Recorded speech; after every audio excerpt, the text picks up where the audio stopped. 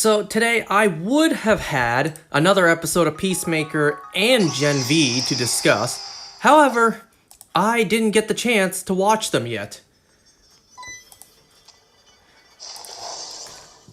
So instead of discussing nothing, and instead of not doing this tonight because I want this shiny Giratina, I figured today, let's talk about the 3 remaining episodes of Marvel Zombies. No surprise, I've already seen all of them. In fact, when I discussed the first episode at the end of the previous one of these, yeah, I already watched all 4 episodes by that point. I didn't want to, honestly. I wanted to watch them episode by episode, according to, doing this. However, there was just 4 episodes. Each episode was like 30 minutes long. And I've already been getting spoiled of stuff that was happening. So I was just like, oh, the hell with this. Let me just watch the rest of it.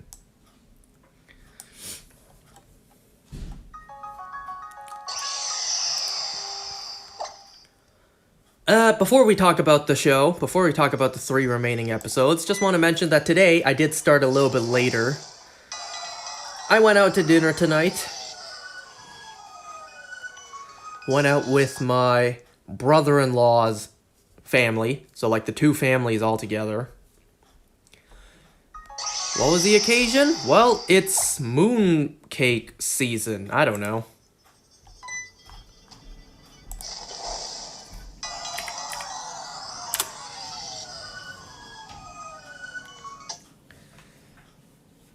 And, well, I got a dinner coming up this Sunday as well, with my grandpa and my cousins.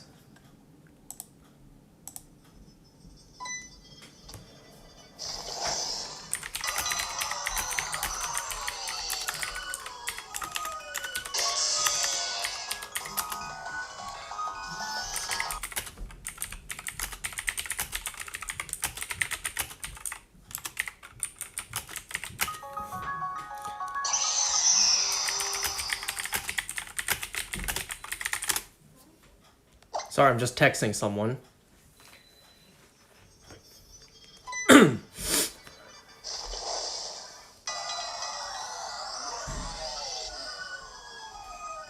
So today was actually quite a busy day for me. I went back and forth so much today.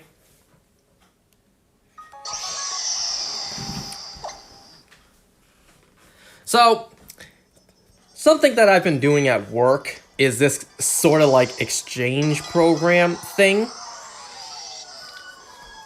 So at the family store, we rely on labs to cut our lenses and do our jobs. Or do our orders, which, we call jobs.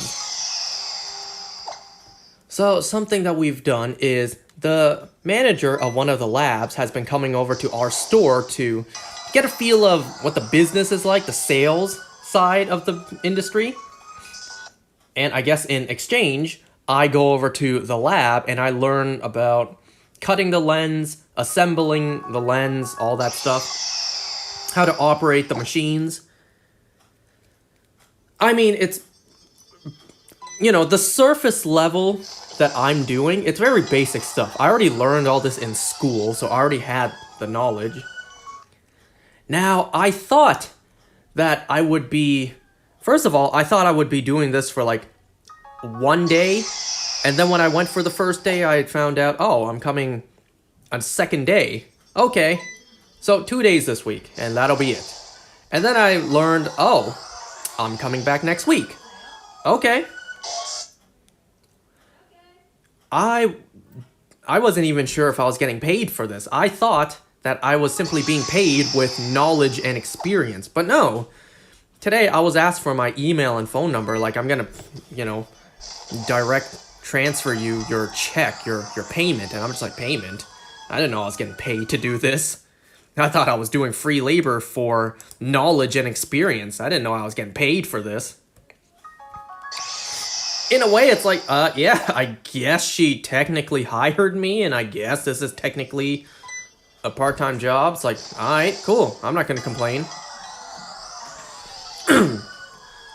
So I quote-unquote work 3 hours a day, 2 days a week. However, she did tell me that now that the school season, the school semester has started, it's a lot slower, so I can only go in 1 day a week, which is still fine.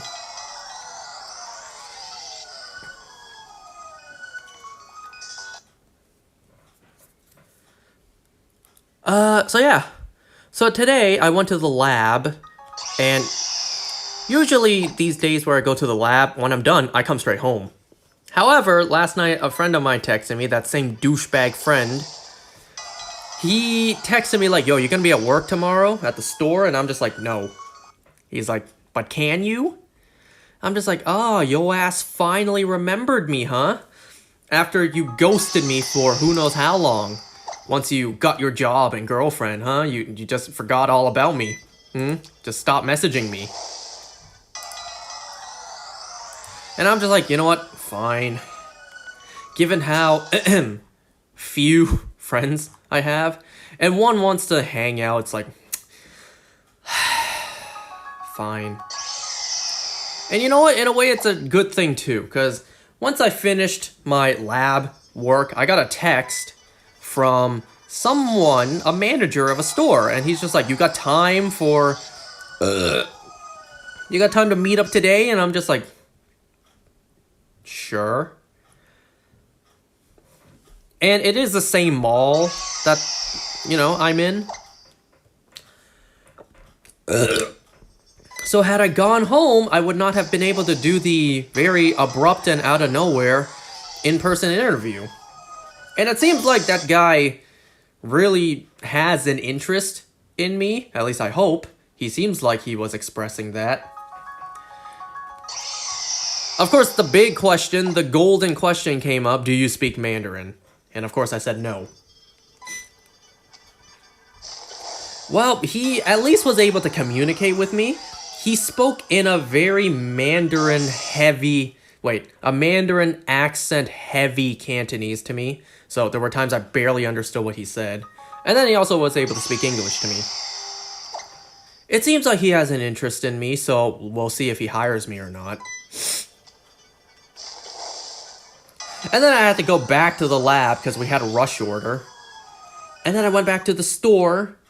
And then my friend showed up. And then after work was done, we went to dinner. So I just kept on bouncing back and forth a lot today.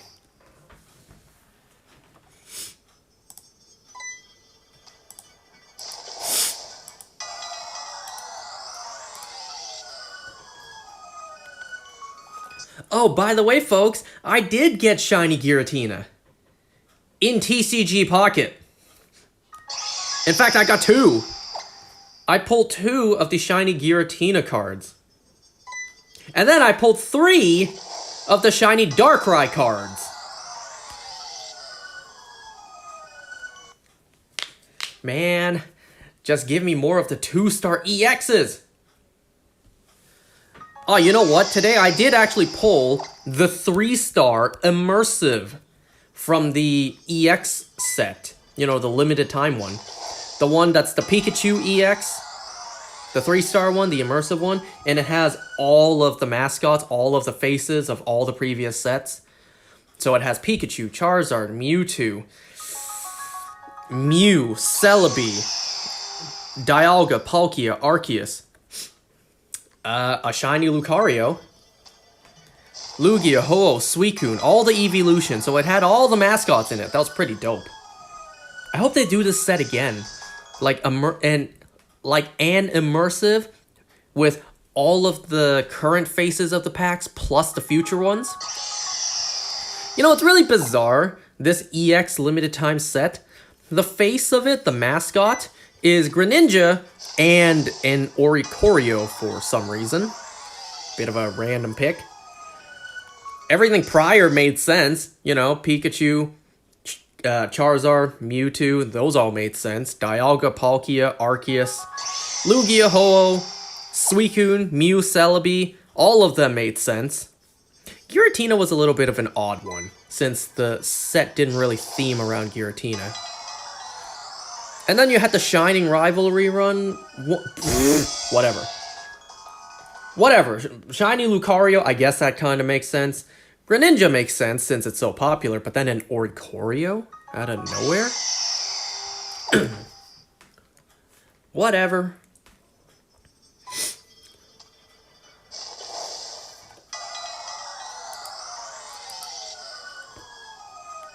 So before we start, let me show you guys something that I got recently. Let me show you the strategic but poor financial decision I made. Let me show you.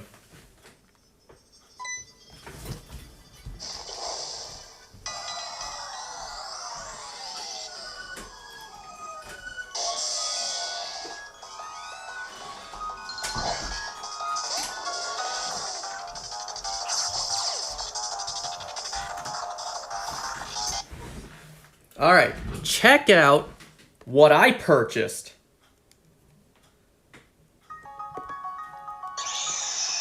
Can you see that?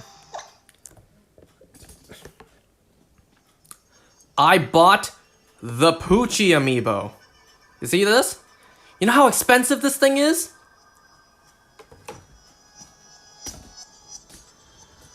Oops. Look on eBay and see how much that costs.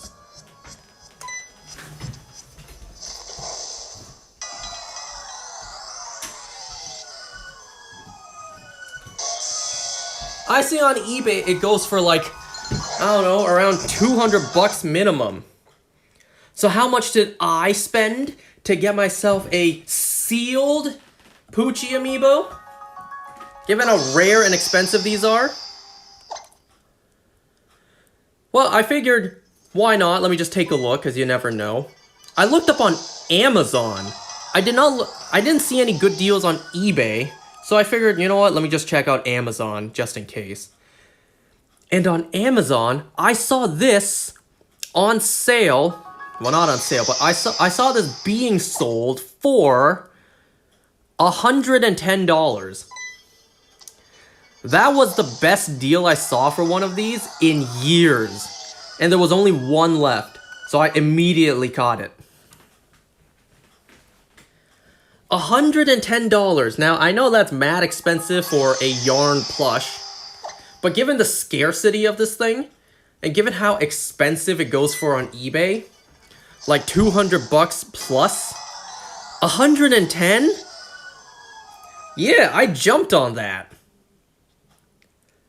$110 for a new sealed Poochie amiibo. That is like the best deal I've seen yet for a Poochie amiibo. All these years.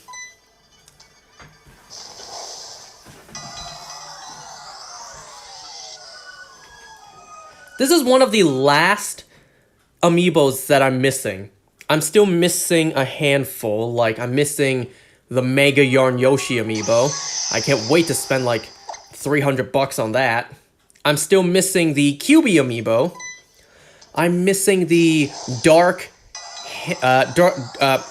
Turbocharge Donkey Kong. I have the Hammer Slam Bowser, although there is an issue with it.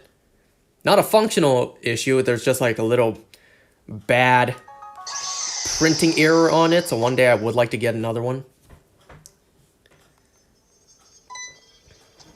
I don't see any listings for this thing being new on eBay, and that kind of makes sense, given for it to be new, it comes with the game, the portal warp thing as well. I don't care about none of that, I just want the figurine. So yeah, a handful of amiibos I'm still missing.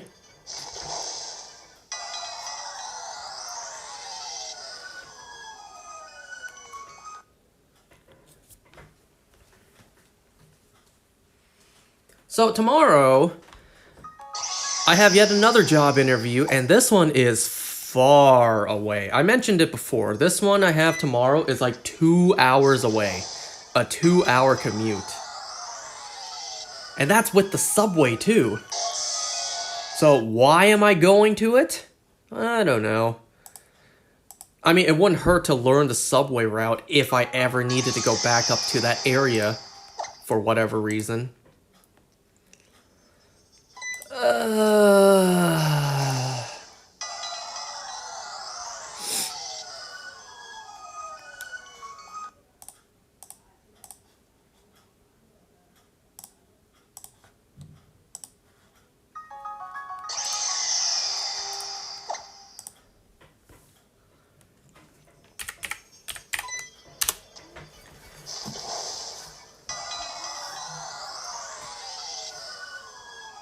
Oh yeah, I also have a couple of Labubus on the side. I'm not kidding.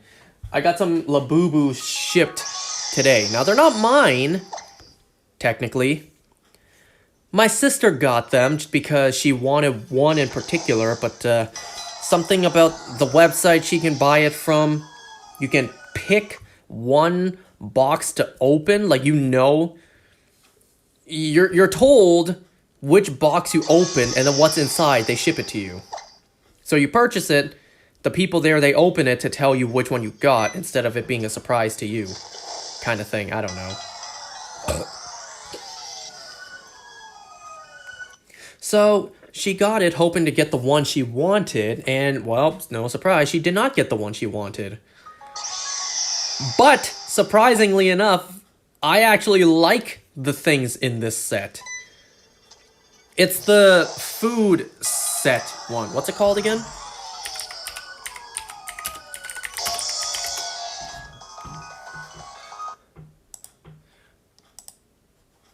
It's... let's see. It's called The Monsters Wacky Mart. So it has Labubu in a bunch of food items, in a tempura shell, in a onigiri ball, in a corn cob, Labubu in a microwave, Labubu in a milk carton, in a can of sardines, in a cup noodle, in another cup noodle.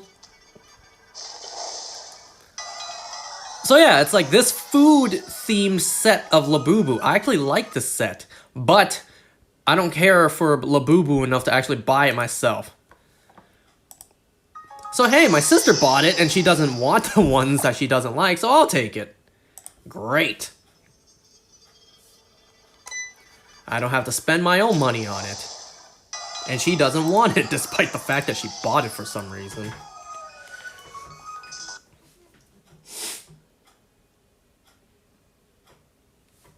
Man, this mystery box craze is dying down. I've seen not that many people interested in it anymore. And surprisingly enough, I wish there was more for me to be interested in, but there's just not. You would think I would gravitate towards the Pokemon mystery boxes, but no, I gravitate more towards the Kirby ones. Because I love Kirby. I want everything Kirby.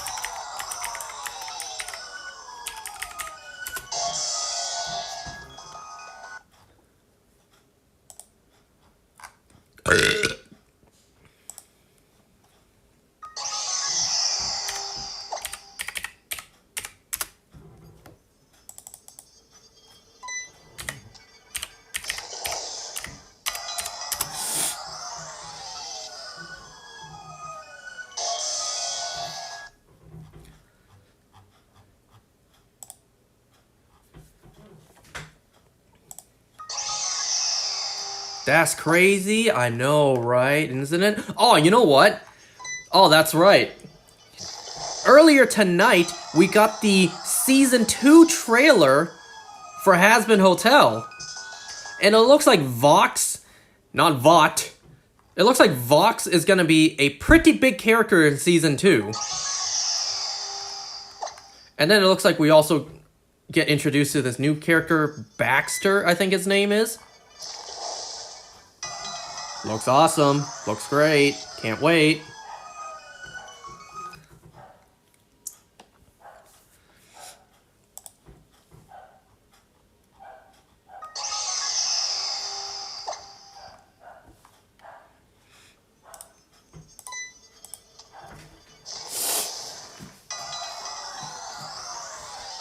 Animation looks higher budget too. Yeah. I can't wait to see characters I'm not familiar with from a certain spin-off show interact with our characters. Because I haven't seen it yet. I probably should.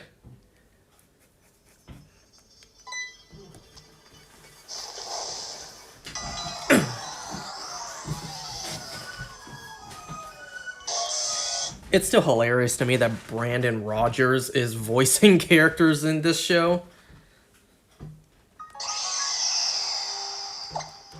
I wonder if they're gonna mention that at all. Even Family Guy mentioned that.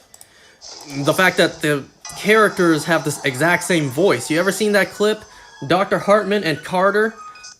They share a scene. It's like, hey, our voices do sound similar. Seems lazy, don't you think? Well, there's only so many voices in the world. Some of them are bound to be similar.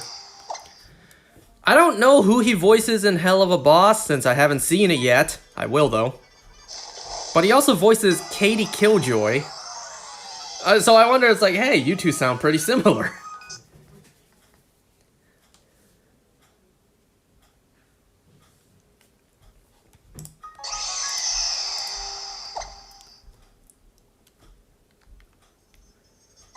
Okay, what music should I put on so we can discuss some zombies? It is October now. It's Halloween now. Well, it was Halloween. It was Halloween season a month ago, when it was just turning September. I'm surprised we're not in Christmas territory yet at this point.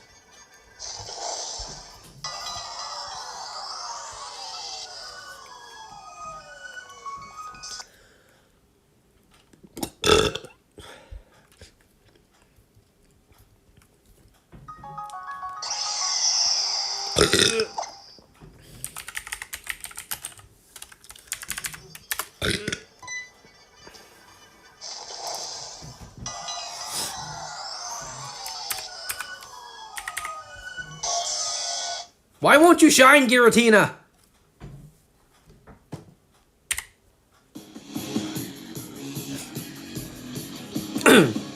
Alright, so previously we covered the first episode of Marvel Zombies. Now, because I got nothing else to discuss, we're gonna tackle episodes 2, 3, and 4. I should also mention that none of these episodes have titles. It's just episodes 1, 2, 3, and 4. So episode 1, we followed Kamala Khan, Kate Bishop, and Riri Williams. And then, you know, that eventually transitioned into following Kamala and Blade, along with Red Guardian and Yelena Belova. So this episode, episode 2, opens up with a flashback to 5 years ago. So that tells me that everything that we're seeing in present day is 5 years later. 5 years later, after the initial outbreak. So the initial outbreak took place in 2018, just shy of Infinity Wars events. So that would put this in the year 2023.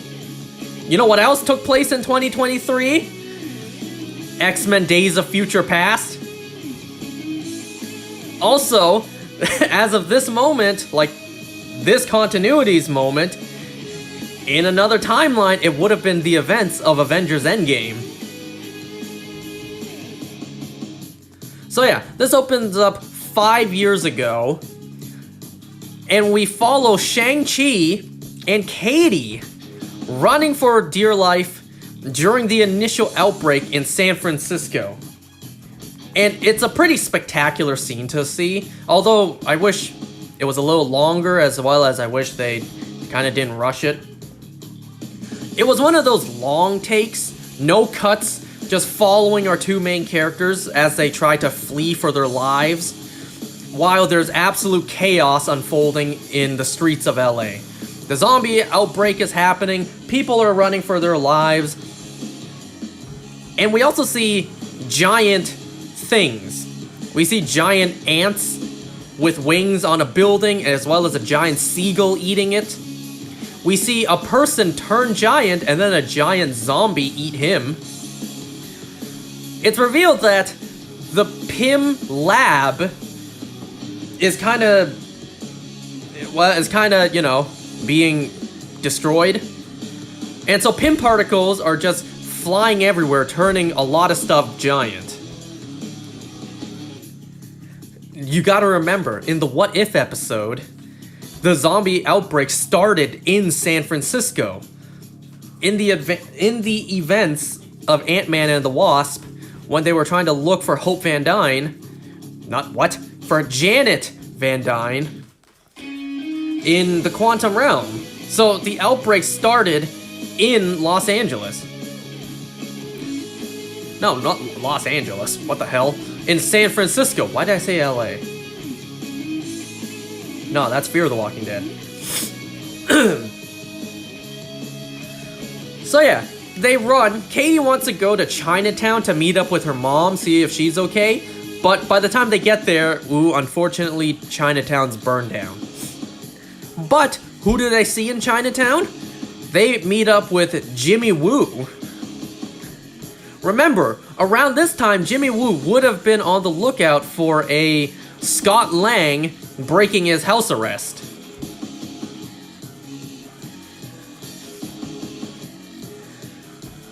So they team up together with Jimmy Woo, and then they keep on running for dear life. Military helicopters fly by and just unleash a barrage of bullets onto the streets to wipe out the zombies.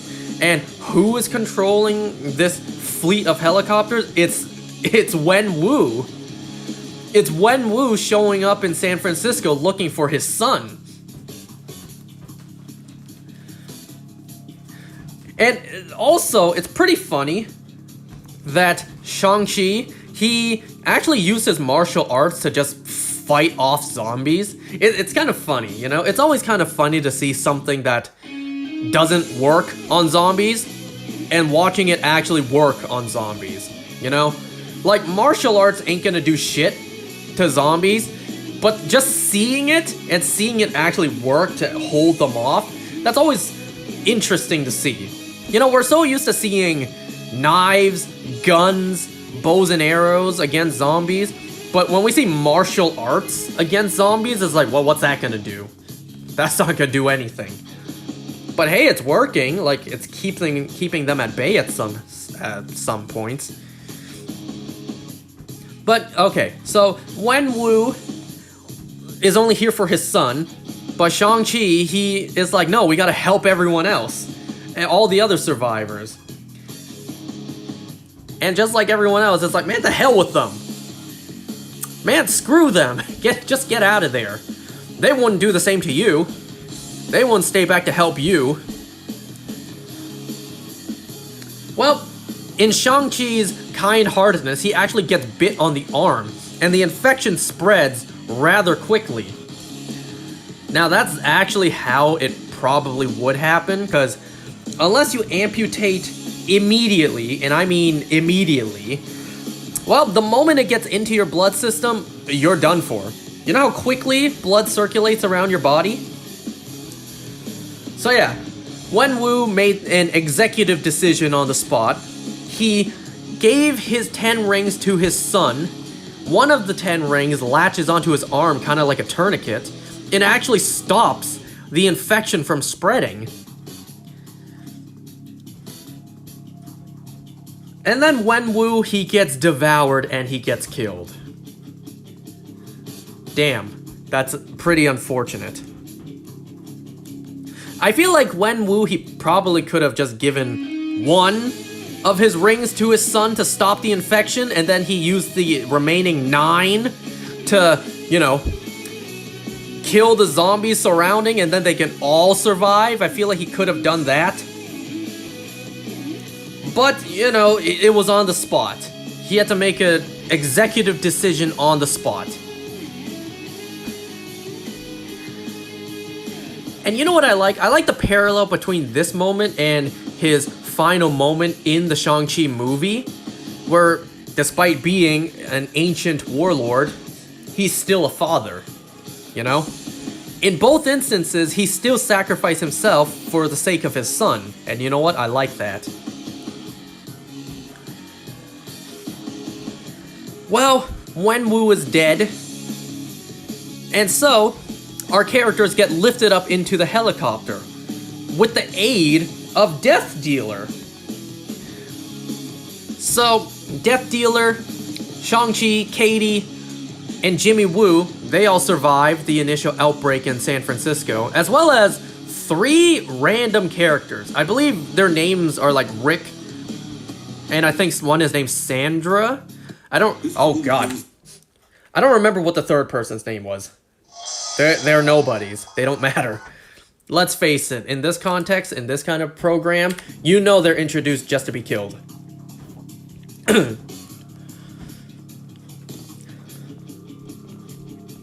And you know, I was questioning this throughout every single What If episode. It's like, every single What If scenario that plays out differently, it's always our characters. It's always the characters we have met. It's never just... It never includes just some random person off the street.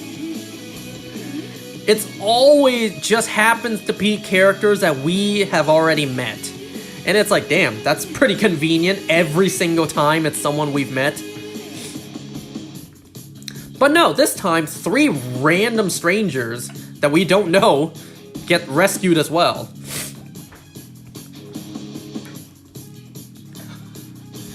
I won't say it's a bad thing, but I also won't say it's a good thing.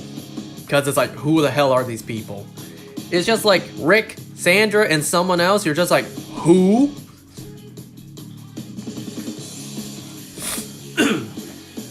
Alright, so we cut to present day, 5 years later. And our characters have tricked out a bunch of cars. I think Shang-Chi and Katie are driving in a Lamborghini.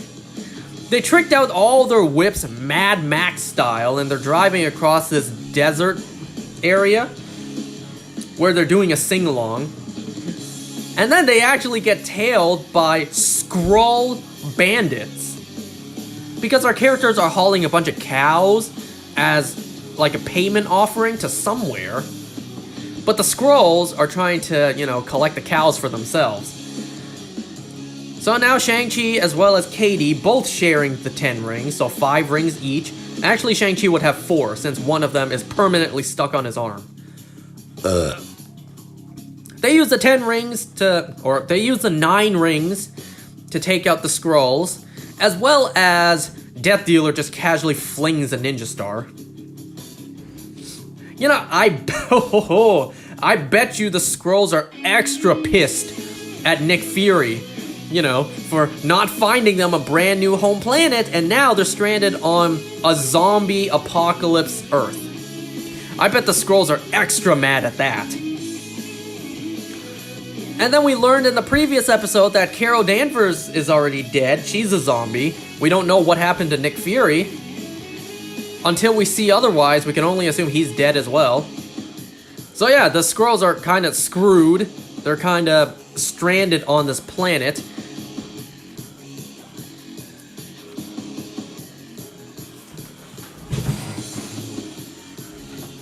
And you know what? I'm very curious if this zombie virus affects non-humanoid, I guess. I guess I'll explain a little later on. So, yeah, they take out the scrolls, and then they go to this docking bay area where they use the cows as entry, as payment. So they run into our characters from the first episode. They run into Kamala Khan, they run into Blade, Red Guardian, Yelena Belova. But they actually spot that Shang-Chi's arm is zombified, so they think that he is infected. So they're ready to fight, but then someone breaks the fight. It's none other than Helmut Zemo and his right-hand man, John Walker. Zemo is now in charge of the Raft, which has been turned into a city on the water. So, we've seen what the Raft is like. It's pretty well fortified. And turning it into a safe haven on the water, that's a pretty brilliant idea. Imagine if The Walking Dead had their very own raft. A giant city on the seas. You know, self-sustaining energy, food supplies, beds to sleep on. Imagine if The Walking Dead had their own raft. They would survive, period. If not for, you know, what the threat in this episode, but I highly doubt The Walking Dead has that threat.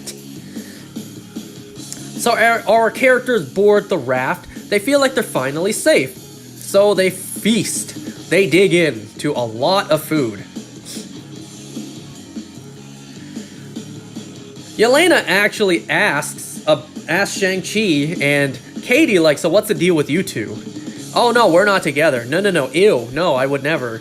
And then, hilariously enough, Yelena is actually into Shang-Chi. You know what, man? Yo, that's a huge W right there. Florence Pugh is interested in you. Yo, applaud you, my man.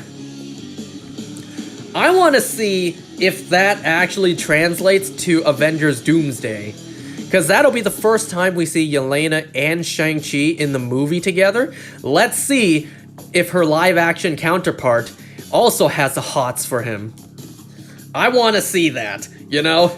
Ooh, what a lucky guy. Ooh, Yelena's into you? Ooh, what a lucky man you are.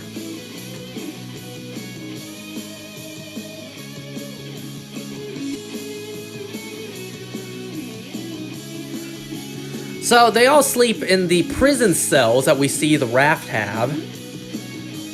And it turns out Zemo is able to lock the cells and then even eject them from the raft. So now we know that's a thing the raft is able to do. We never saw that in the live action adaptations, you know? We never knew that the raft was able to open the hatch and eject prisoners out to the middle of the sea. We never saw that. But I guess it does make sense. The raft is meant to hold very dangerous individuals. And if one of them doesn't work out, you just launch them out into the middle of the ocean. If the sea pressure doesn't kill them, then drowning will. And if drowning doesn't, well, hypothermia probably will. So Zemo, hating heroes like he does, he's ready to sacrifice the heroes to what's outside. And what is outside is, once again, more zombie threats. Because we have zombie Namor attacking the raft. And he too was turned into a scion by zombie Okoye. So when they launched our characters out of the raft, Kamala was able to use her powers to create a ball so that they can survive for now. And, well, lucky for them, coincidentally, Zombie Namor just pushes them right back into the raft. So, lucky them. So, back in the raft, they try to fight Zombie Namor, who has just breached the perimeter. Zombie Namor also lets in a bunch of his Atlantean zombies. So, yeah, our heroes try to fight them off, but, well, They can't. So they flee. People get eaten. People go to escape pods. Just like Zemo and John Walker are trying to. They're trying to get to their escape pods. Our characters follow.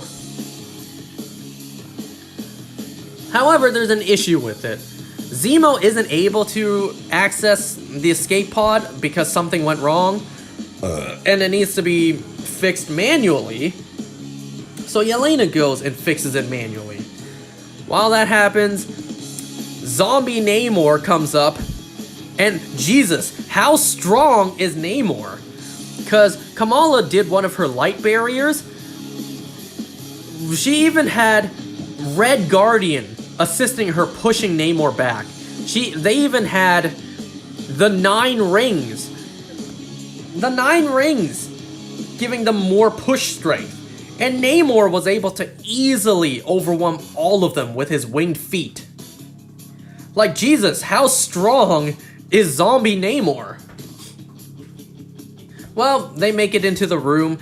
Zombie Namor instantly kills our random no-name characters, as well as he immediately just splits John Walker in half, killing him instantly. It's like, damn, we may have hated John Walker at first, but like, he didn't deserve something like that. Kamala realizes that, you know... Oh yeah, Kamala also had another vision that Zombie Scarlet Witch is after her. So she determines that Zombie Scarlet Witch wants this little transmitter. So she uses it as bait. She's just like, hey, Zombie Namor, you want this? Come and get it. So then she shoves her light-covered fist into Namor's mouth, and then she makes a giant mace and blows up Namor's head. But the gate behind them is flooded with zombies, I think. Oop. Music's done. It's flooded with zombies, so they need to get into an escape pod.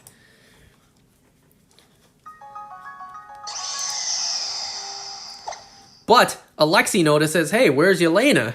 And I'm not gonna lie, this was pretty sad. Yelena on the speaker is just like, I'm not gonna make it, Daddy. I'm going to go down with the ship. And you just feel the heartbreak from Alexei. He's just like, no, we survive this together. Oh, that is pretty sad. So yes, Yelena sacrifices herself so that everyone else can escape. Before she does, she pours a drink out for herself, pours some on the floor for her friends, pours some more for herself, and then as the escape pod gets launched out, we see an explosion back on the raft. Well, unfortunately, Yelena is gone. And our continues... What? Our heroes continue on. And that's episode 2, unless I forgot something.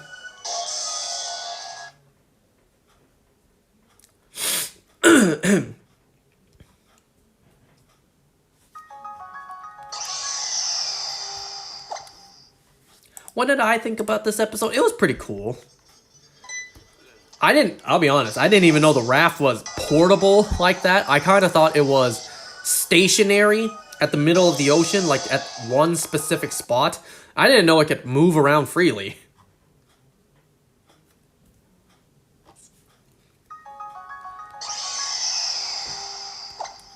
I'm really curious, how did Baron Zemo seize control of the raft?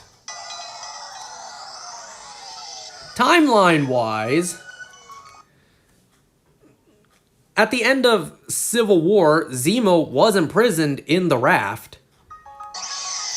But then, you know, Civil War was 2016. So, timeline-wise, that would have been 9 years ago. Or 8. Wait. No, 8 years ago. And then, you know, after Endgame, we saw him out and about in Falcon and Winter Soldier, but the events of that clearly didn't play out the same. So for all we know, Zemo was on the raft the whole time, and somehow he got free and seized control of it. And I wonder how John Walker ended up there with him. Oh yeah, another thing about Shang-Chi's arm. So one of the rings acts like a tourniquet and is able to stop the infection from spreading. First of all, you would think that's a pretty big deal. The 10 rings power is able to counter the zombie infection. You would think that'd be a pretty big deal.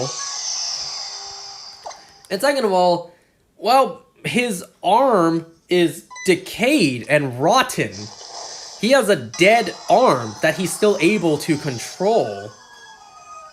His arm is not living flesh anymore. It is dead. It is decaying. Not only is he able to still have control over it, but wouldn't it still rot and decay over time? Like, it's not living tissue anymore. It's dead.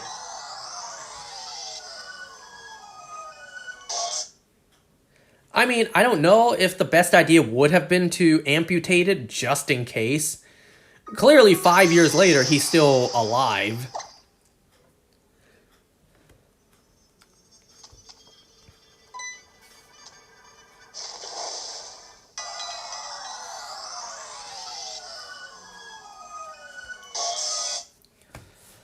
Anyways, let me plug in stuff first. I need to plug in my phone, because I'm charging my portable charger for tomorrow.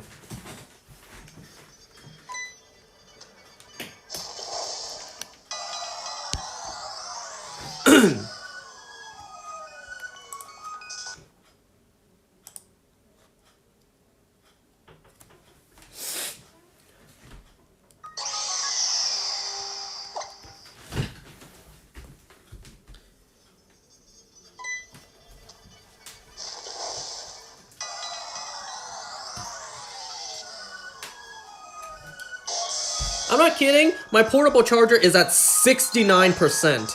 Nice.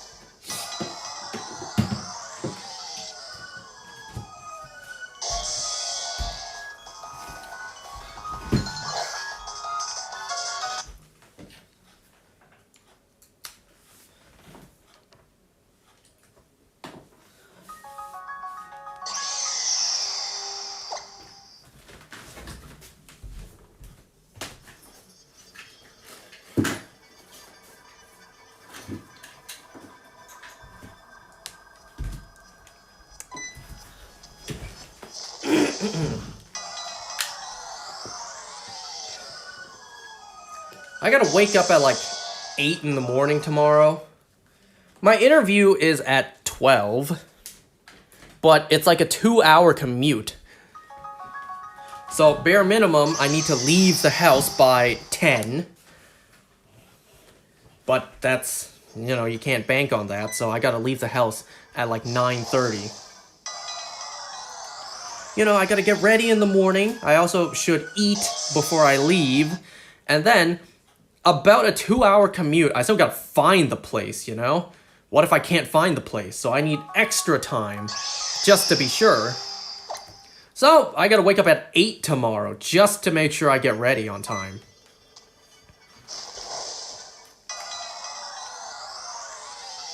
Yay, life, am I right?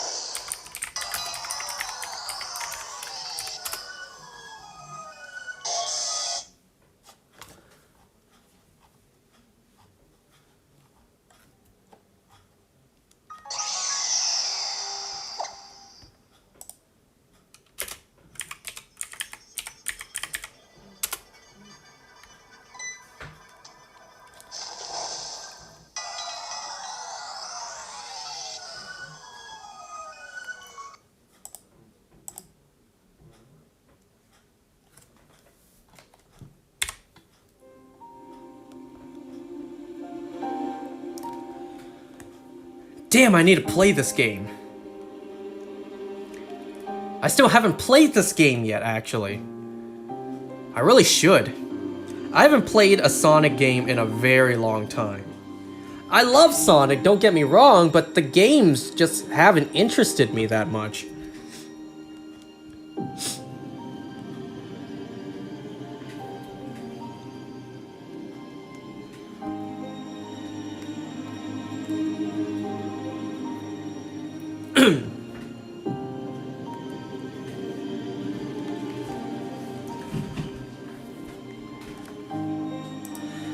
Alright, so, what if zombies...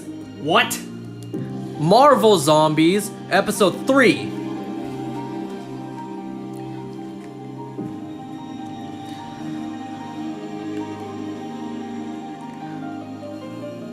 So, this episode was pretty huge.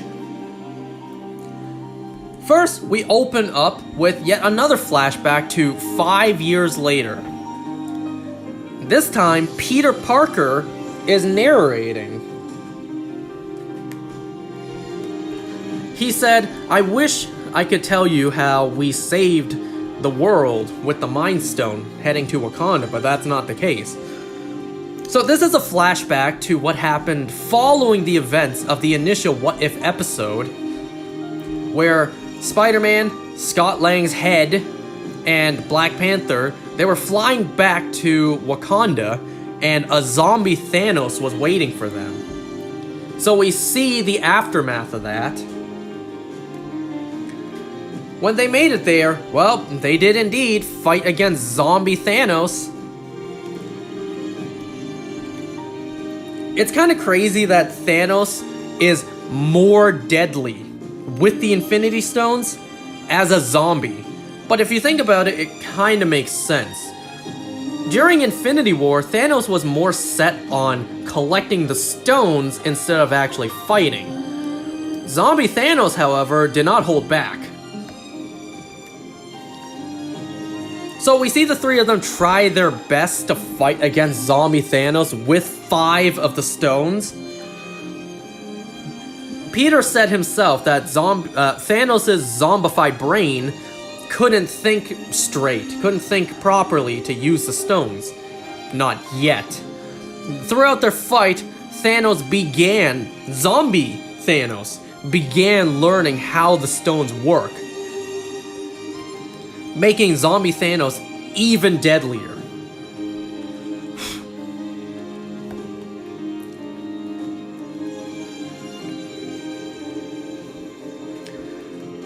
So Peter and Scott, they did the best that they could.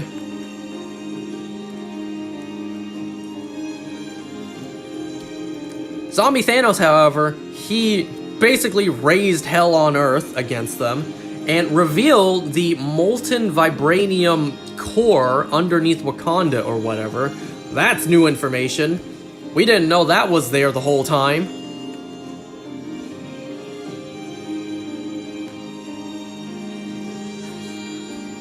But once all hope was lost, Thor arrived with Rocket and Groot. Remember that? He didn't scream, "Bring me Thanos" this time, because, well, Thanos is right there. Although Thor probably was unaware of Earth being plagued with the zombie virus, so when he got there, he kind of wasn't expecting Thanos to be already a walking corpse. So So Thor, same thing. Not going for the head because he had a score to settle with Thanos. Thor threw Stormbreaker at Thanos' chest, and we all know that did nothing to him, especially in zombie form. So zombie Thanos, not holding back, just unleashed the full power of the Power Stone, completely evaporating Groot and Rocket, killing the two of them instantly. And Thor is just knocked back. Well, Spider-Man used his webs to latch onto Stormbreaker, remove it from Thanos' chest, throws it back at Thanos, but then Thanos uses a stone to destroy and evaporate Stormbreaker too. So, yeah. Spider-Man threw the Mind Stone to Black Panther, but then Zombie Thanos was smart enough. He used the Space Stone to teleport the Mind Stone to himself, and then he assembled all 6 stones. Zombie Thanos had all 6 stones. And I'm kind of thinking, like, I was thinking this even before the film Infinity War came out. Why didn't Thanos just do that? Why couldn't Thanos just, with the Space Stone, be like, alright, Space Stone, teleport the rest of the stones to my location? And if you're wondering, well, Thanos needs to know where the stones are. Why? Why? Wouldn't infinite power, wouldn't he be able to just wish the other stones to be in front of him and then it works? Why couldn't he have just done that? You know, in my mind, Thanos simply just needed the Space Stone or the Time Stone, and he would have instantly had the rest of them. Remember, Infinity Stones can control anything. So, with the Space Stone, couldn't Thanos have just been like, alright, Space Stone, teleport me to wherever the Soul Stone is. Teleport me to wherever the Time Stone is. Why didn't he just do that? Instead of manually finding out where the stones are first. And then and then Time Stone, why didn't he just freeze the universe's time? And then take his time to find the stones? You know? Why didn't he just look for the Space or the Time Stone first? Now, he probably knew that he probably knew to some degree that the Time Stone was with a pretty powerful sorcerer on Earth, so without the other stones, he would be no match, that kind of thing. But still, what I'm saying is, if Thanos got his hands on either the Space Stone or the Time Stone initially, he would have been good. He would have been able to get all the other stones pretty flawlessly. Except maybe the Soul Stone, but you know, there's a pretty easy solution to that.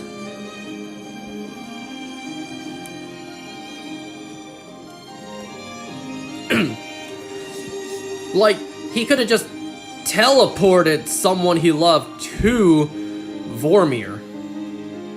You know? Off the cliff. Or, same thing. If he had the Time Stone, just freeze all of time. And then go and grab someone you love and sacrifice them. But whatever. Why am I talking about this? Zombie Thanos teleports the Mind Stone to himself, assembles all 6 stones, and then T'Challa sacrifices himself. You even hear Spider-Man narrate, I heard T'Challa say, one final Wakanda forever, quietly, as if he knew it was his last time saying it. So Black Panther pushes Zombie Thanos into the Wakandan vibranium core, destroying both Zombie Thanos and himself, and the 6 Infinity Stones at the same time. Causing all of the Infinity Stones' infinite power to be unleashed upon the Earth, destroying everything in its path.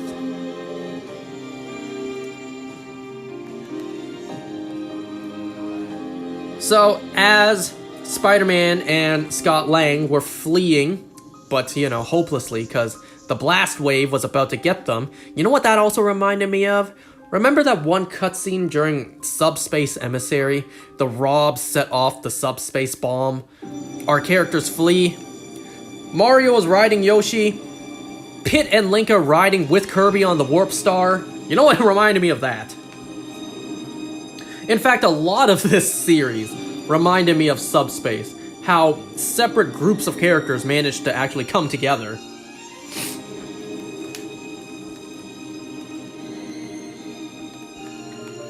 So it turns out that they managed to survive and flee to safety because sorcerers at Kamar-Taj opened up sling ring portals for them to flee into.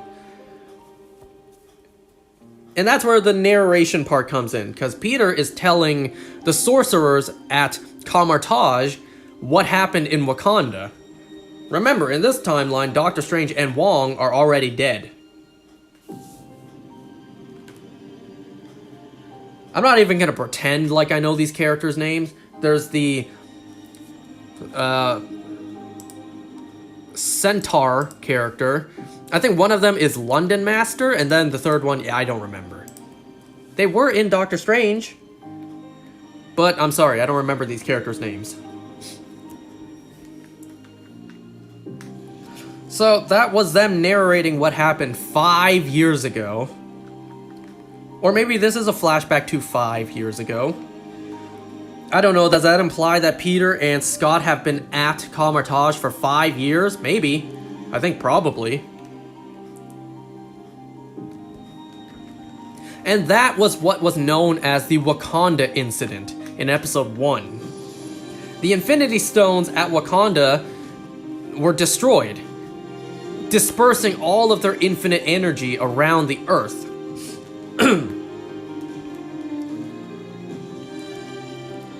So there's a barrier around the Earth caused by that. That is why signals cannot be sent out. So that's why we learned that they need to get the transmitter out to space to send a signal out to the Nova Corps.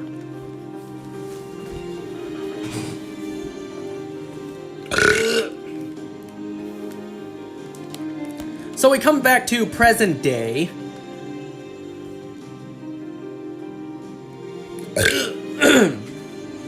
We come back to present day, where our characters, after fleeing the raft, they wash up. Oh yeah, also, episode 2. They now have a new mission. They were going to go to New Asgard to get a ship there to go out to space. And speaking of episode 2, while I was watching episode 2, I was kind of wondering, is New Asgard even established yet?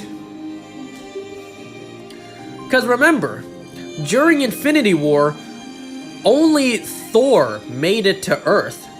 The rest of the Asgardian refugees did not come to Earth yet. New Asgard was established during the 5-year blip. But there was no 5-year blip in this timeline. In fact, why would the Asgardians seek refugee on Earth when it is a plague-ridden planet? Why didn't they go elsewhere, like, I don't know, Omnipotent City? It's like, while watching episode 2, I was wondering, is New Asgard even established yet? And if it is, why would the Asgardians settle on Earth? That seemed pretty stupid.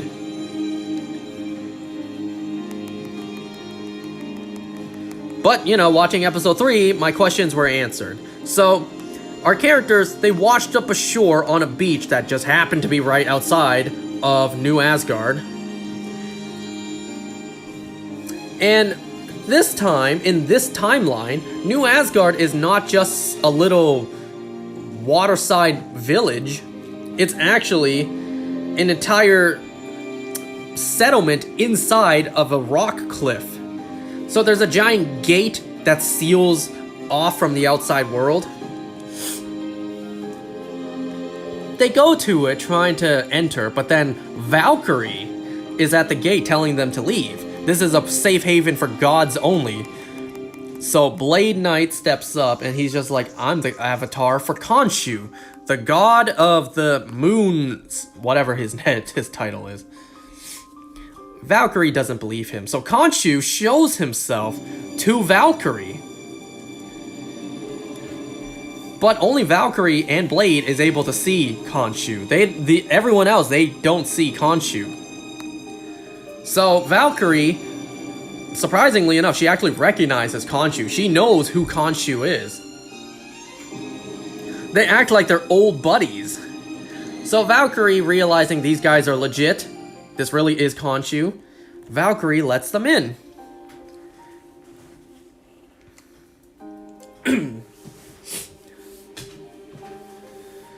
So as they walk in, they see these statues of the Allfathers, I guess. A statue of Odin is in there. It really looks like that chamber we saw in Thor Love and Thunder.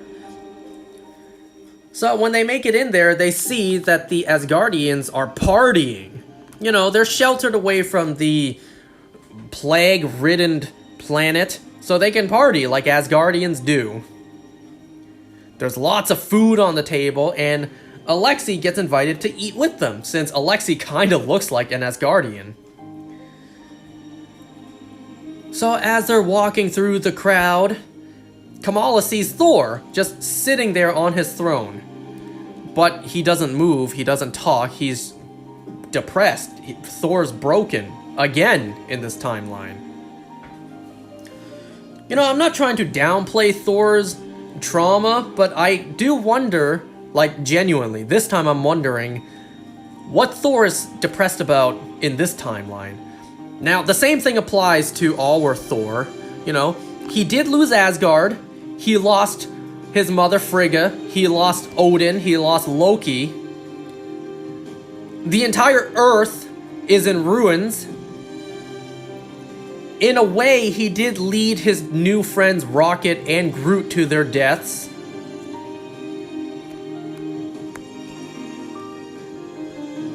All his friends are dead, all the Avengers are dead, right? So it's like, unfortunately for Thor, he still has a lot of grief and guilt this time. This time, he doesn't blame himself for failing to save half the universe. However, Thor still has a lot to feel guilt over. A lot to grieve over. The loss of Asgard, his family, his friends, all of Earth. His brand new friends, too. So Thor is still pretty broken in this timeline. Kamala tries to talk to Thor to get his help, but Valkyrie is like, don't. Can't you see he's broken?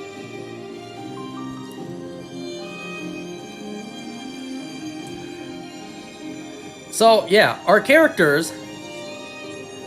Don't forget who our group of characters are.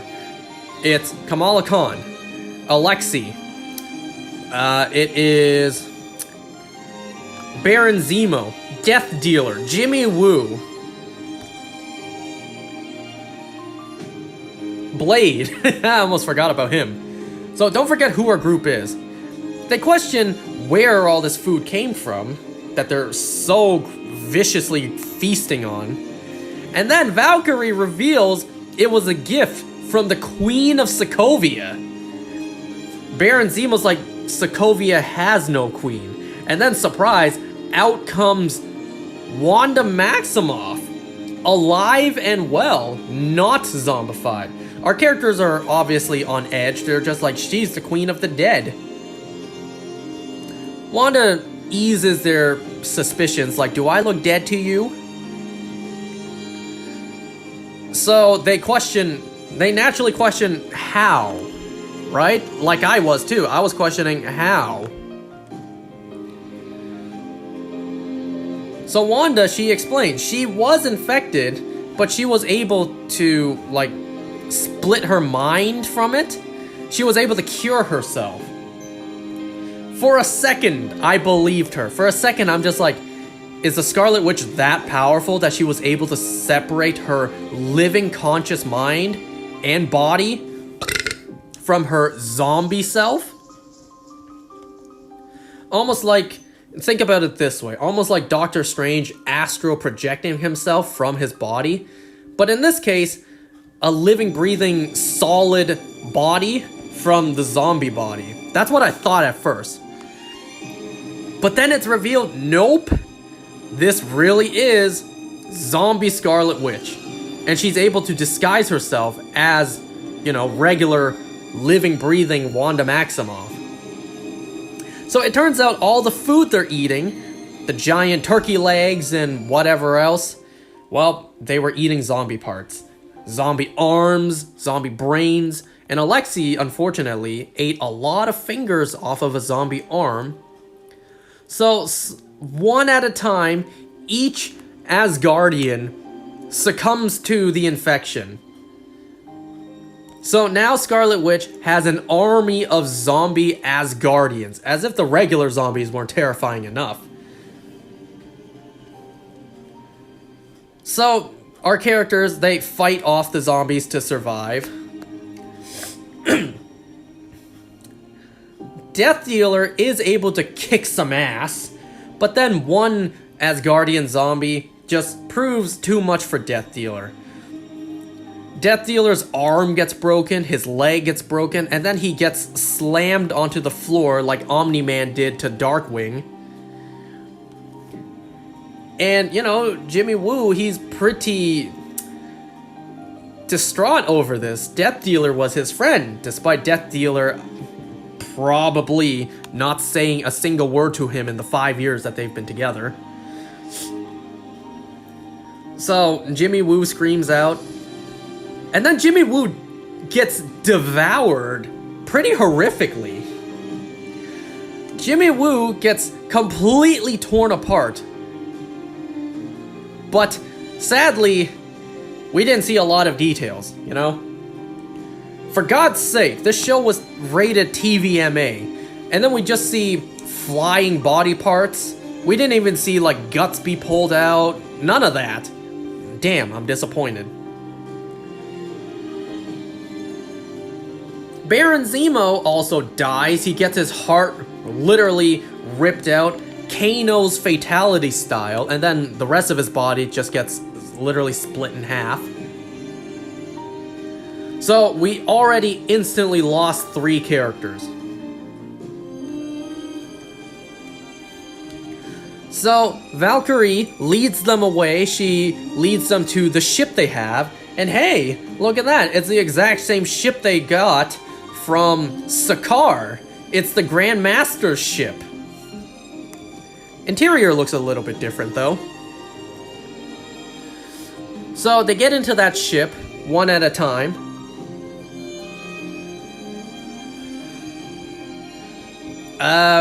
But then Alexei, he turns because he also ate the zombie parts. So Alexei is gone. They get into the ship, they try to fly away. However, zombie Scarlet Witch is pulling them back. Oh wait, there was also this one scene before they got into the ship where all the zombies were rushing at Thor. He just sat there, not doing anything, unfazed. And Kamala used her powers to just completely get rid of all the zombies from getting at Thor. And then Thor kinda wakes up. So when zombie Scarlet Witch was pulling the ship back, Thor shows up and helps them.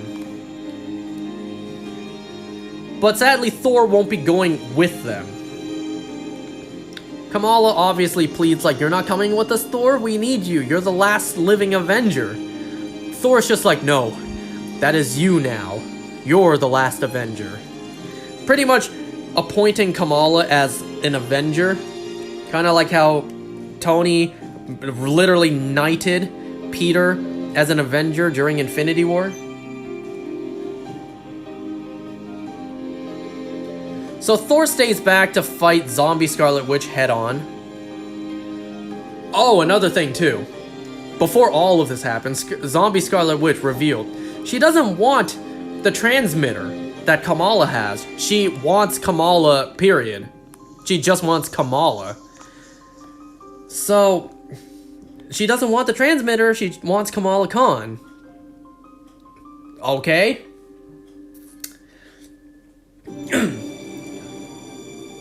Okay, so our characters, honoring Thor's sacrifice to stay behind, they actually use the Grandmaster's ship. They fly out into space, and they send out the signal.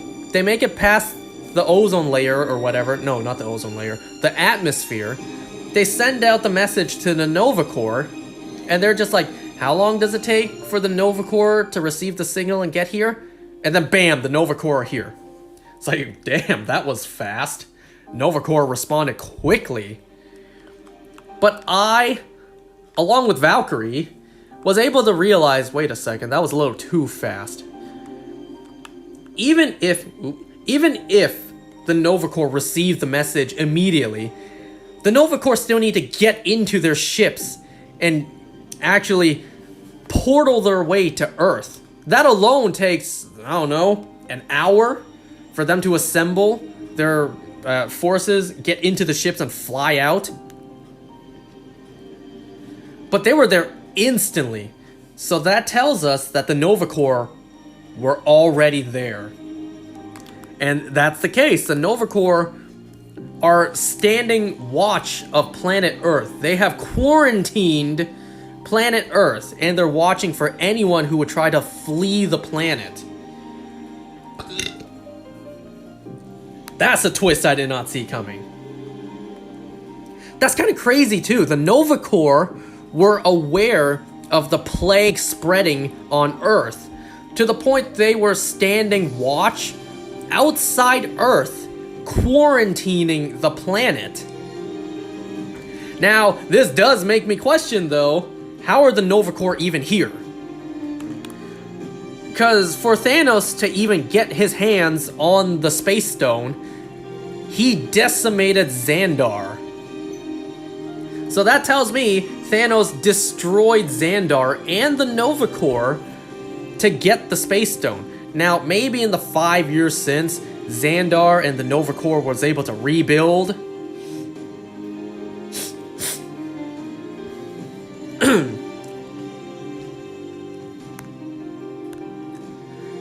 I don't know. It's unexplained. So that's episode 3. Let me drink some water real quick.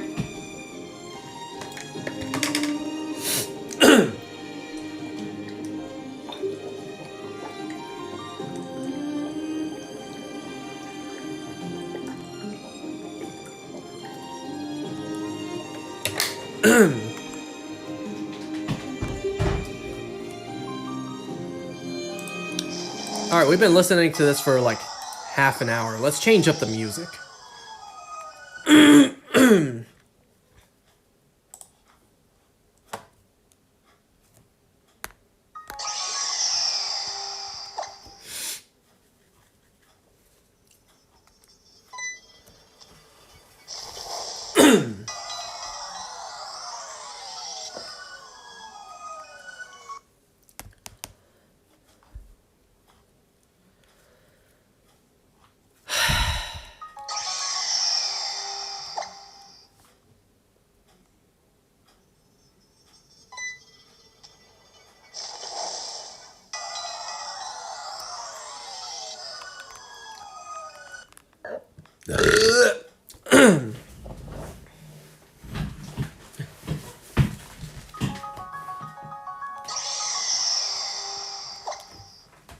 How you guys doing out there? You guys doing good?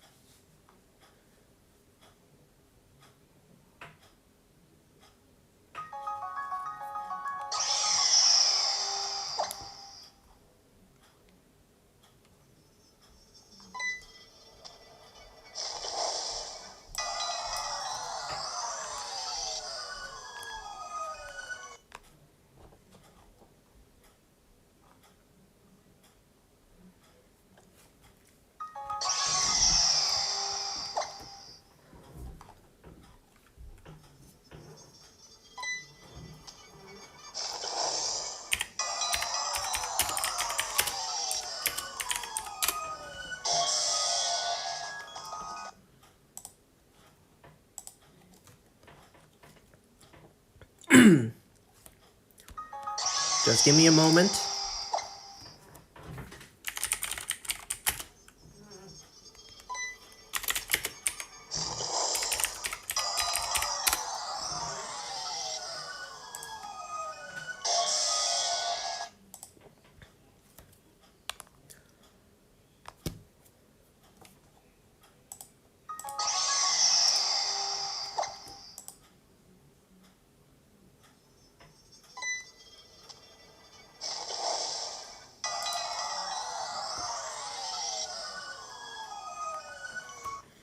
Wow, this Giratina is really stubborn.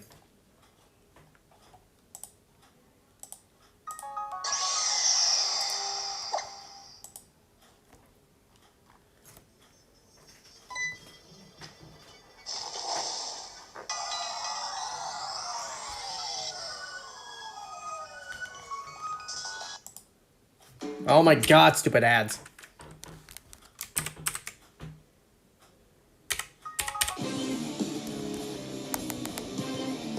Alright, episode 4 of Marvel Zombies.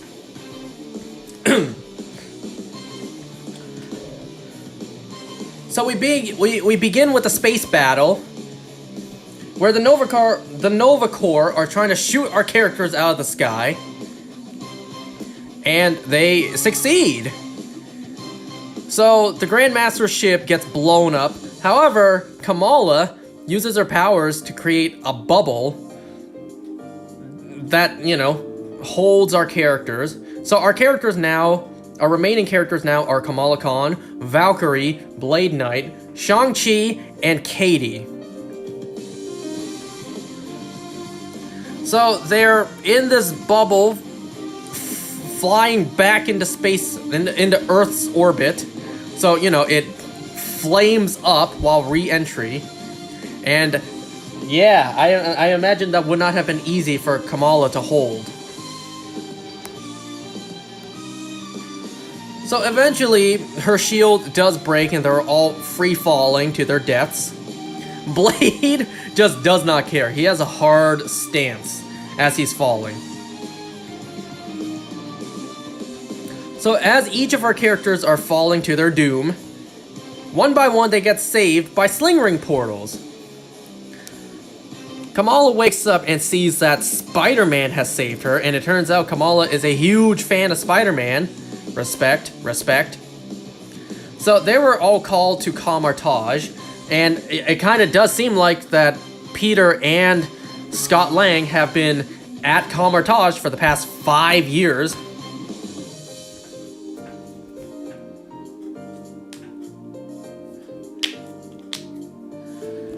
So they were called there by the sorcerers as well as our characters, Spider-Man and Scott Lang, because they need their help, because something's going down.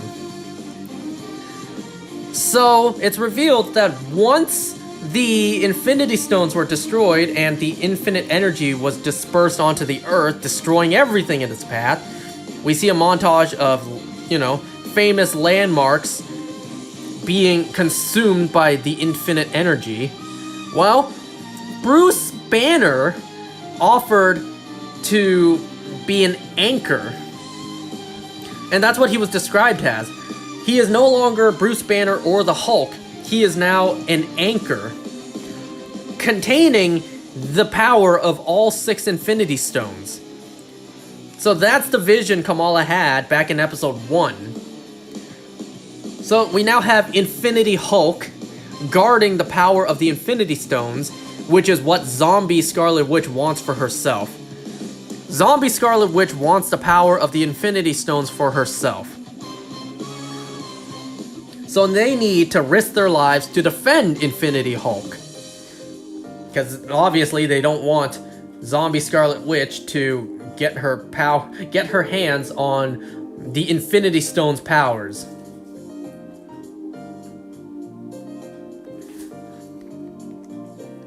Now, this was not the case. However, think about it this way. You have to remember that Zombie Scarlet Witch was off-planet since the What If episode. Not just off-planet, but off-universe. Zombie Scarlet Witch was summoned to fight off Zombie... Wait, what? Zombie Scarlet Witch was summoned to fight off Infinity Ultron. Remember that? And then in Season 2, Zombie Scarlet Witch was contained inside of Strange Supreme's multiversal threats. And then, eventually, at some point, somehow, Zombie Scarlet Witch ended up back in her own universe. So Zombie Scarlet Witch should be aware of the multiverse. At least, Zombie Scarlet Witch didn't set out to conquer the multiverse by spreading the zombie plague, the zombie virus, to every universe out there. At least that wasn't the case. At least that doesn't seem like it's the case.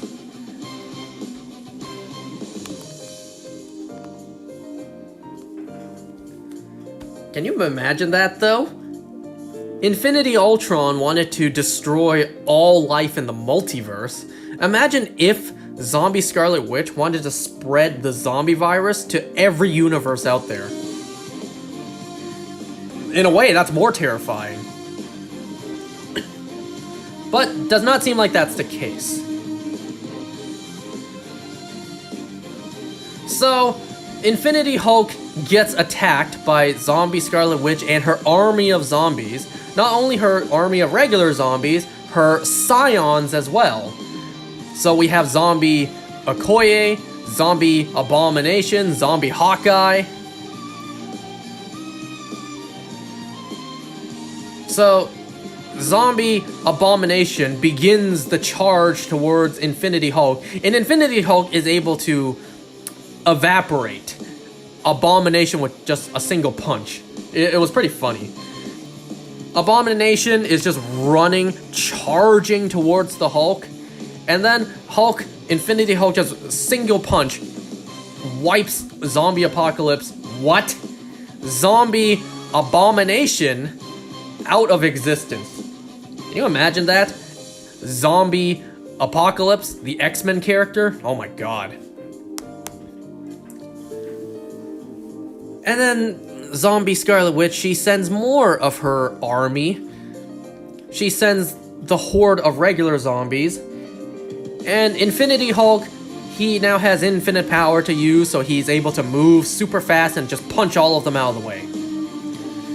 3 giant zombies attack Infinity Hulk, and while he's just taking a bunch of punches, he's able to get rid of them easily. But Hulk still gets injured and needs time to heal, which is what happens. Hulk does get injured and worn down, and before a horde of zombies are able to take him and take him down, our characters sling ring in, and they defend Infinity Hulk. So, you know, there's obviously a big fight. Blade Knight, with the assist of Khonshu, is able to fight off zombies. The 3 sorcerers use their sorcerer powers. We see that scene from the trailer where Spider-Man uses his webs to rip off a ton of zombie heads. You know, I do have to question. It's at least 5 years into the apocalypse. Where is Spider-Man getting all of his web fluid from? I know he makes them himself, but like, where is he getting the materials? I suppose it's not impossible for the sorcerers to just conjure up infinite web fluid for him, or even just sling ring portal to somewhere, grab the stuff that Peter needs, and then he could just make his own web fluids at Kamar-Taj. But yeah, I just couldn't help but notice Peter has a lot of web fluid.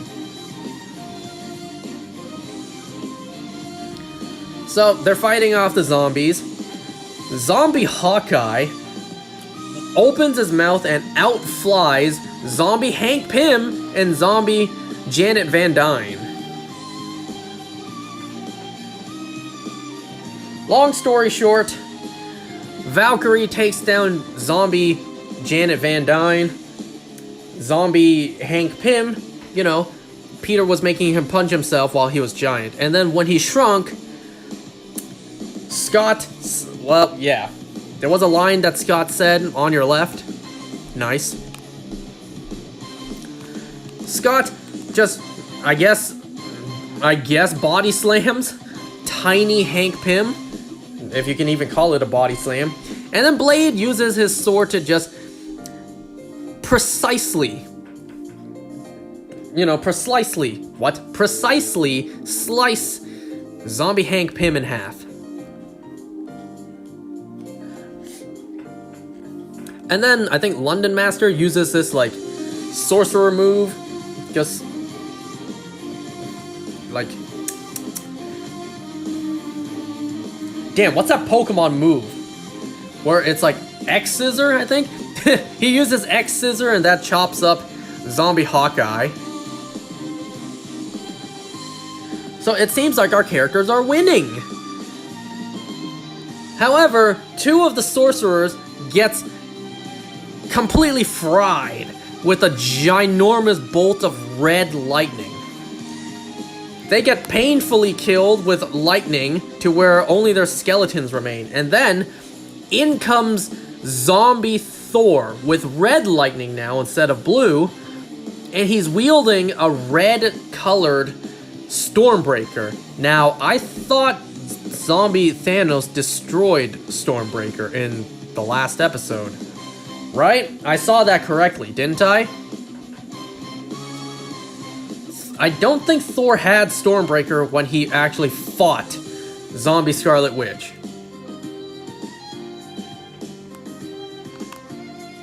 But anyways, Thor is gone. He is zombified. So, zombie Thor just casually walking towards Infinity Hulk. Blade tries to take a jab at him, but then the moment he jump slashes, Blade also gets eviscerated by a ginormous lightning bolt. So Blade is gone out also. So Infinity Hulk fights zombie Thor. Once again, long story short, Thor loses. Hulk jumps up, stomps his face in extra hard, and you just see a crushed Thor Odinson skull. It was pretty graphic, actually. It was awesome. But, so our characters are now losing. Scarlet Witch shows up right in front of Infinity Hulk, where Kamala stands in between them. But then, zombie Scarlet Witch, showing her alive face, talks to Kamala like, please, Kamala, just surrender. Look at all your friends. They're all suffering. If you surrender, it all goes away. The suffering all ends. And then we see slowly everyone lose. Oh, also, incoming to the fight, zombie Hope Van Dyne. She was still out there. So yeah, one by one our characters are losing. The Minotaur character, I forget his name, he is getting impaled by all directions. Oh yeah, also the zombie Asgardians showed up to the fight as well.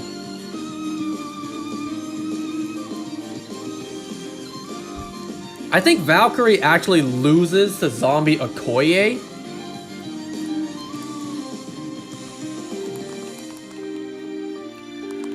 We see Scott Lang. The zombies have a grip on the cloak of levitation, and Scott's jar is starting to crack. So, and because he's kind of defenseless, he's just a head, he's kind of screwed.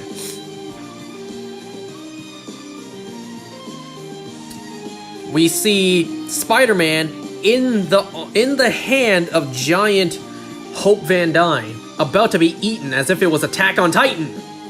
It really looked like Attack on Titan. So, Wanda also sicked zombie... well, actually, she summoned zombified characters. She summoned the zombified versions of all of our characters that we lost along the way.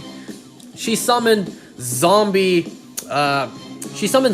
Alexi, Melina, Yelena. She also summoned zombie Jimmy Woo and Death Dealer to fight Shang-Chi and Katie. Now, those two were kind of torn apart, so that's what they look like. They are literally flying pieces of zombie parts. Especially Jimmy Woo. I don't know why Death Dealer was in pieces. His body was still intact, just folded.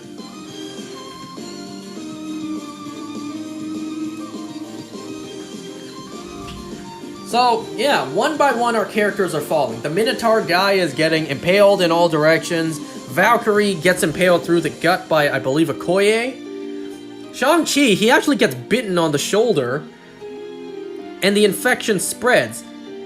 Katie's fine, though. We didn't see what happened to her, but we can assume she's dead also. Blade has been killed. So, one by one, our characters are falling. Like I said, Scott Lang was being pulled into the Horde, and Spider-Man was about to be eaten by giant wasp, Attack on Titan style. So Kamala, seeing all this, she submits. She surrenders. And she embraces zombie Scarlet Witch's mission. So zombie Scarlet Witch, with the power of the Infinity Stones that she stole from Infinity Hulk, creates a hex around the entire planet Earth. Damn, the Nova Corps will probably wonder what the fuck just happened. So what did happen? Kamala wakes up in her bed, being woken up by her mom, saying, "Your friends are here." So Kamala thinks, hey, the world is fixed. My friends are here and they're alive. Kate Bishop and Riri Williams, they're at my door. They're my friends. They're alive. And they go out for boba. While they go out for boba, Kamala sees this handsome guy who, I forget his name. He was the guy in the Miss Marvel series. I forget his name. You know, the rival love interest to... I also forgot his name. Shit.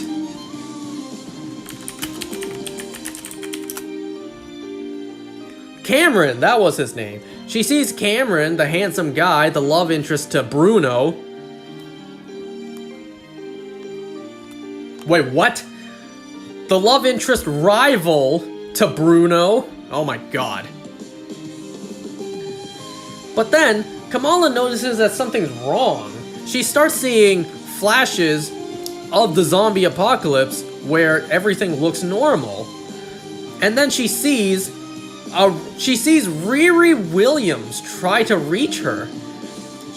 Riri Williams is just like, I managed to intercept the signal. Don't trust anything you see. It's all fake. And then we zoom into a worried Kamala's face, and then the series ends. So it kind of seems like Zombie Scarlet Witch did a House of M storyline. Instead of no more mutants, it's no more zombies. She created a hex all around planet Earth where, you know, it's an illusion. It seems like the zombie apocalypse is gone. However, that's not true. The zombies are still there. So, why the hell did she need Kamala Khan? Unclear. The only thing I could think of, well, she didn't need Kamala's powers, she didn't need Kamala's bangles, so why did she need Kamala Khan? Only thing I could come up with is Kamala, throughout the 4 episodes, was the most hopeful character. She had the most hope that they would be able to fix this. She would be able to fix the zombie apocalypse. Despite all her losses, despite all the sacrifices, she had the most hope to get the transmitter to space and contact the Nova Corps to fix planet Earth. Kamala had the most hope.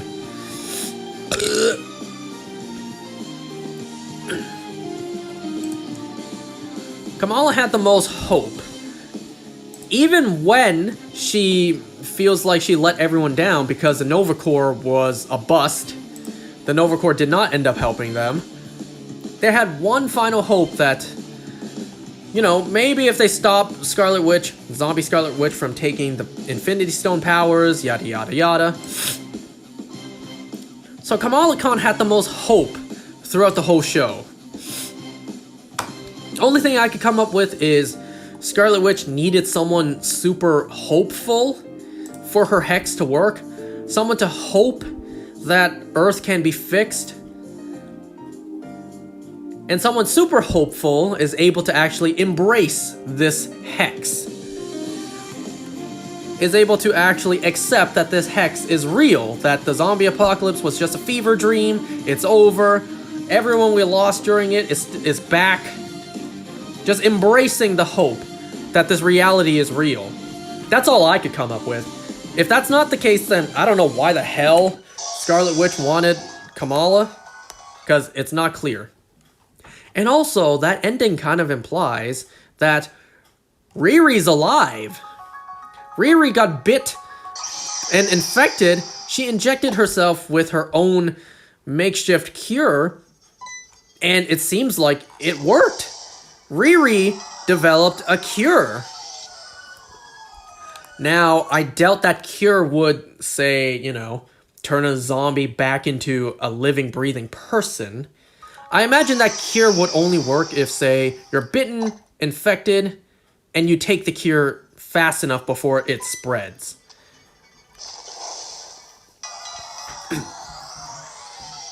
But it does seem like Riri survived her infection and created a cure. So, yeah, that's pretty big. But the series did end on a cliffhanger, so that makes me wonder, are we going to get a season 2? We could. We might.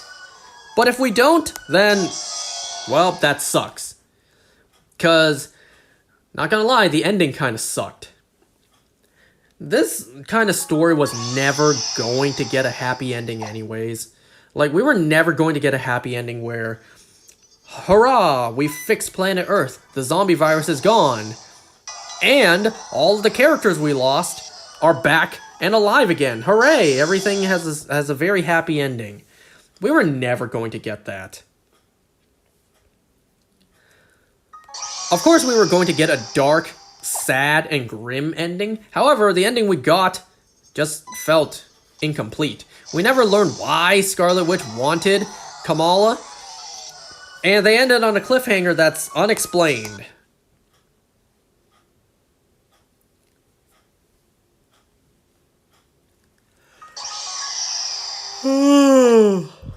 It's not like the cliffhanger ending with Ironheart, because nobody liked that show, so we don't care to get a continuation. This show, however, yeah, I would like to see more. I would like to see this stuff get explained. I feel like 4 episodes was a little rushed. I feel like they really could have taken their time and expanded on this timeline. Because there's still a whole bunch of unanswered questions. And there's also a lot of characters we don't know the status of. Like, during the What If episode, what happened to Bucky? Bucky was just flung away. He was just launched into the background, and we never saw him again. Is he alive? Is he dead? I think I heard that the director of Marvel Zombies confirmed Bucky's alive, and he might be the lead of a potential season 2 if it were to happen. That is a pretty big deal, because Bucky, he has Cap's shield. In a way, Bucky is the last remaining super soldier with Captain America's shield, so in a way that kind of makes him Captain America.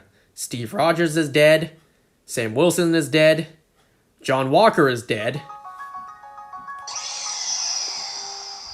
Oh yeah, you also have to think that in this timeline, John Walker never took the super soldier serum.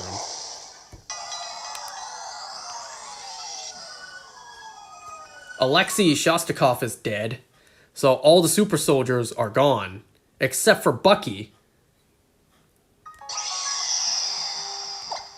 And also, some other characters that we don't know the status of. Where is Shuri? I assume she's dead since Wakanda fell, but still, where is she? Right? Where's Rhodey? Oh yeah, where is Black Widow? She obviously died during the initial outbreak because the Avengers had that dumbass plan to go to the Golden Gate Bridge. That was so stupid. But we don't know where Black Widow is. Zombie Black Widow is. We don't know if she even is a zombie. I guess zombie Natasha Romanoff just wasn't relevant to the plot whatsoever. I mean, what's she gonna do as a zombie, right? Shoot guns? I mean, she could do her typical Black Widow moves and pin you down. That'd be pretty scary too. Where are some of the street level characters? Like, where's Daredevil? Where's Punisher? Daredevil, I imagine he would, unfortunately, fall pretty quickly. I think Daredevil, yeah, he would die pretty quickly. I'm still curious about Luke Cage, though. I feel like Luke Cage would be good as long as he has food. Because the zombies can't bite him. And unless he gets infected another way, like if a drop of zombie blood enters his mouth. So yeah, where are some other characters? Where are the rest of the Eternals, you know?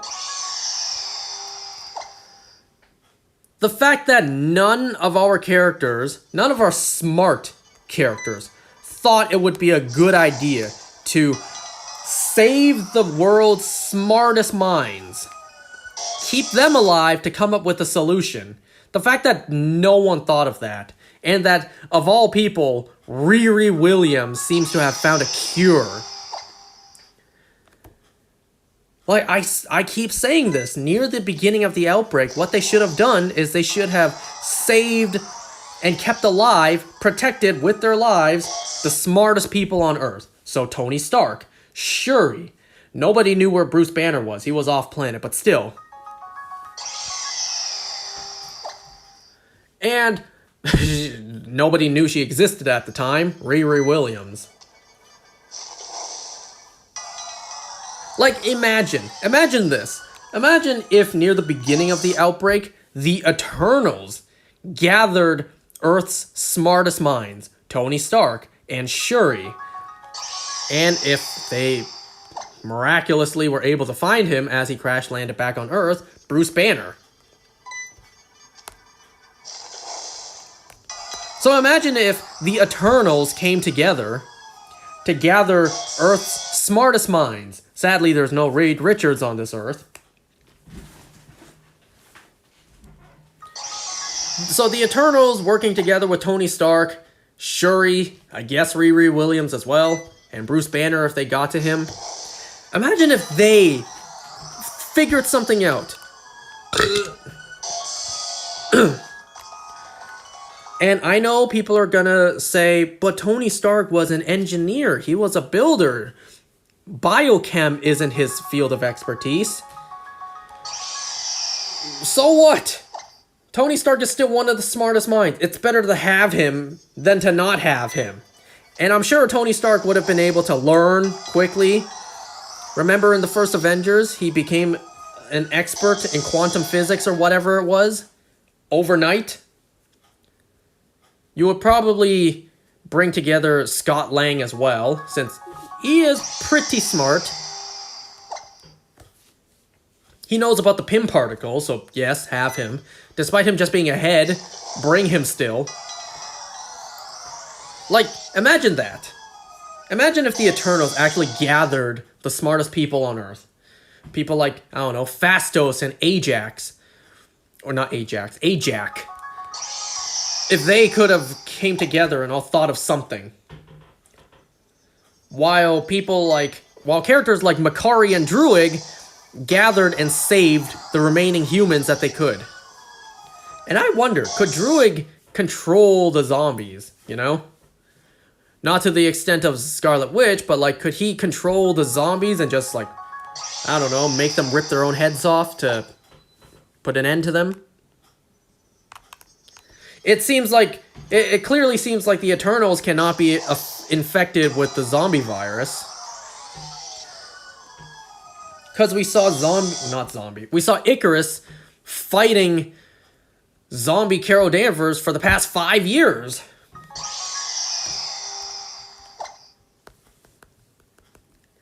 But anyways, yeah. Imagine if The Walking Dead had their own version of the Raft. Because they probably don't have an Atlantis threat. If there was a Raft in The Walking Dead world, you would survive, period. Unless an outbreak happens in the Raft.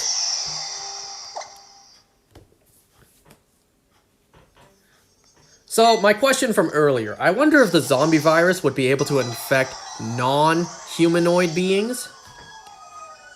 Because we see humans infected. We see Asgardians infected. We never saw other alien races like the Skrulls. We never saw animals infected. You know, there were cows in this. We never saw characters like Rocket or Groot potentially infected because they died instantly. So I wonder if the zombie virus is able to infect others, not just humans. Because characters like Steve Rogers, Ava Starr, Emil Blonsky, they're still human. Scarlet Witch, you know, all these other characters, they are still human. The only beings we do see infected are humans and Asgardians. We didn't even see that Minotaur character be infected. So I don't know.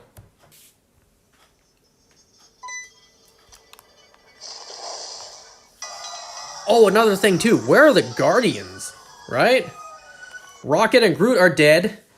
For Thanos to get the Soul Stone, Gamora's dead. Where's Star-Lord? Where's Drax? Where's Nebula? Where's Mantis? I guess they would be smart to keep their distance from planet Earth if they heard that the Nova Corps are quarantining the planet.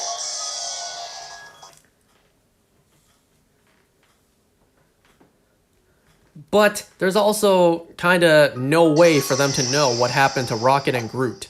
Unless Thor... This could be possible. Thor using Stormbreaker. Because remember, Stormbreaker has the power to summon the Bifrost.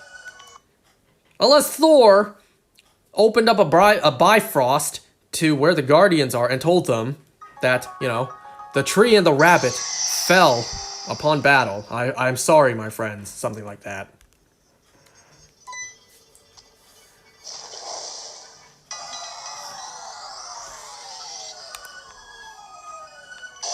I want to know more. I want to know more from this timeline, from this Marvel universe. Because if you think about it, we technically have only 5 episodes. The 4 zombies episodes and the 1 what if. And you know what? Poor our characters, because they lost. They were dealt a pretty unfortunate hand by the cosmic lottery that is fate. Our characters just unfortunately became variants in a zombie timeline. A zombie timeline branch. Our poor characters unfortunately lost the hand dealt to them that was fate.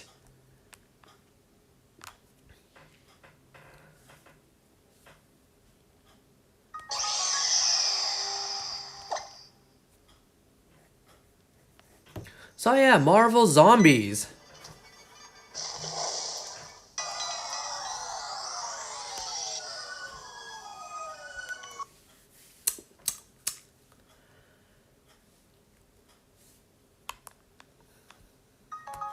Trying to think, what other things can we think about? Like, what other things are fun to think about for this timeline, for this universe?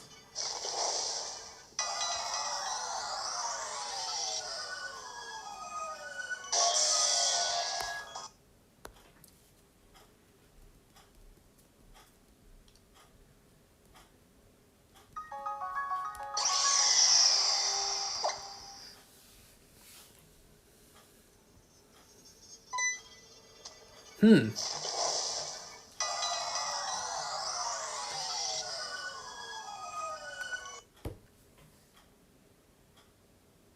I'm trying to think TV-wise. All our TV characters are probably dead.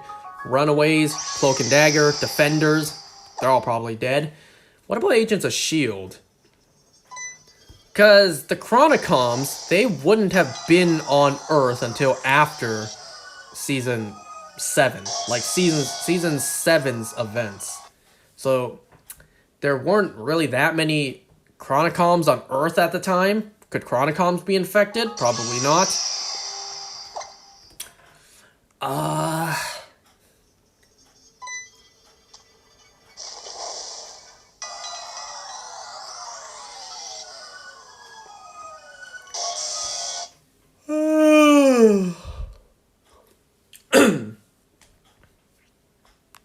But yeah, there you go, Marvel Zombies. In a way, it was a little bit underwhelming, like I was hoping for a lot more. Considering it was only 4 episodes, that alone should tell you that, yeah, a lot more would have been nice. Now, I get it, animation takes a long time, but like, you had 4 years to do this, I think. So there was quite a while. And also, it's pretty obvious when Spider-Man was narrating that, unfortunately, Chadwick Boseman passed away, so he couldn't voice T'Challa.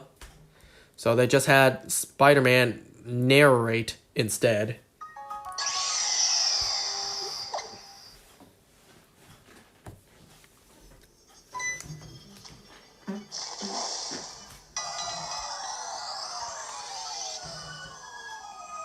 Well, once I'm done here, I need to pee.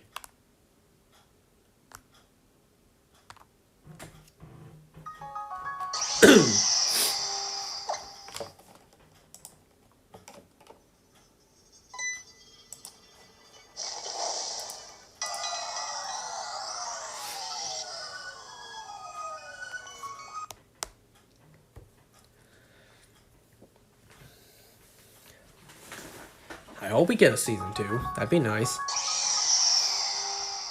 And there was one moment where you blink and you miss it. In the top corner of the sky, there was the Watcher watching.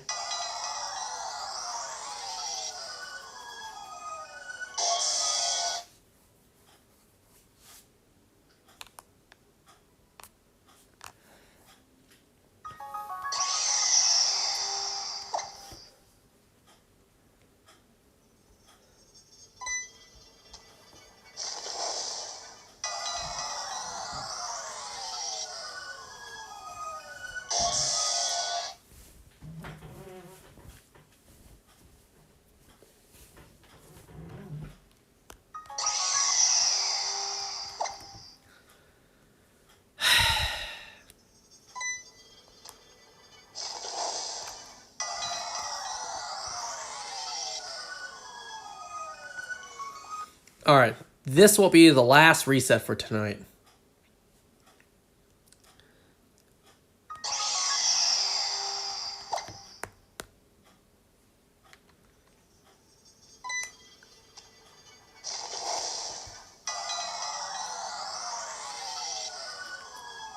No shiny Giratina again! I'll see you guys next time. Goodbye!